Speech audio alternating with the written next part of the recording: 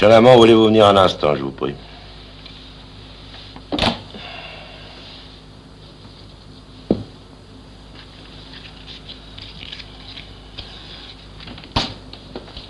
Monsieur le Président?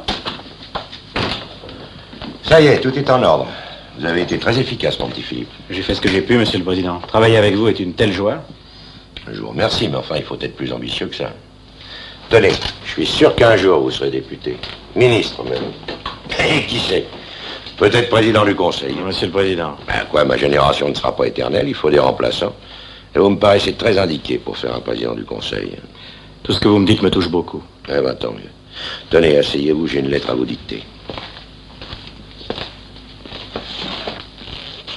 Mettez-vous dans mon fauteuil, vous serez plus à l'aise.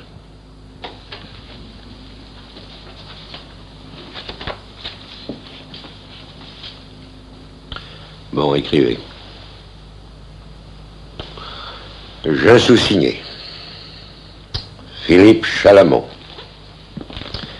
directeur du cabinet du président du Conseil, reconnaît avoir livré à mon beau-père, le banquier Étienne Vollard, lié au groupe Lieven, des informations. Monsieur le Président, Quoi, Monsieur le Président? Vous ne vous appelez pas Philippe Chalamand? Étienne Vollard n'est pas votre beau-père? Alors écrivez. Je sous-signé Philippe Chalamand reconnaît avoir livré à mon beau-père, le banquier Étienne Vollard, lié au groupe Lieven, des informations concernant la dévaluation du franc. Monsieur le Président, c'était pas vrai. Ah, attention, Chalamand. Grâce au groupe Vollard-Lieven, le pays vient de perdre ce matin 3 milliards. Et la Banque de France, pour soutenir le marché, va être obligée d'agir comme le font les coulissiers véreux. Or, la fuite ne peut venir que d'une des personnes qui était hier à Chevreuse. Si c'est le gouverneur, je dois le destituer. Si c'est mon ministre des Finances, je dois le traduire en haute cour. C'est l'un d'eux. Si vous pensez que c'est moi, faites-moi traduire en justice. Oh, mais vous avez la folie des grandeurs, mon petit. Pensez-vous que la France peut en ce moment se payer le luxe d'un scandale financier? Hein? Dites-vous bien que les 2 ans de prison que vous récolteriez comme un vulgaire voleur à la tire ne sauraient être en aucune manière une réparation à l'égard de l'État. Monsieur le Président, je vous jure que je ne l'ai dit qu'à ma femme. On ne dit rien à sa femme quand on a épousé une banque. Ça se paye, la fortune, c'est ce qui coûte le plus cher.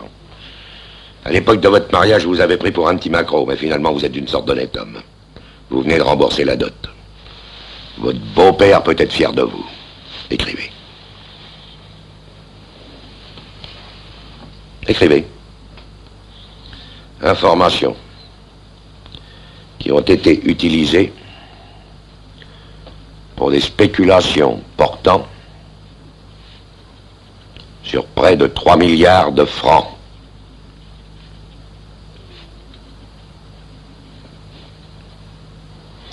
Signé, daté.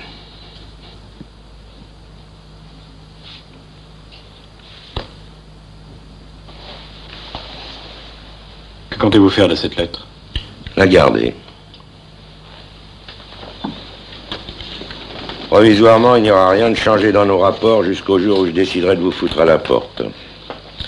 Vous ne serez pas dans le besoin. Vous avez de quoi vivre. Monsieur le Président, je vous jure Que cette fois-ci, vous ne direz rien à votre femme, alors là, je vous crois.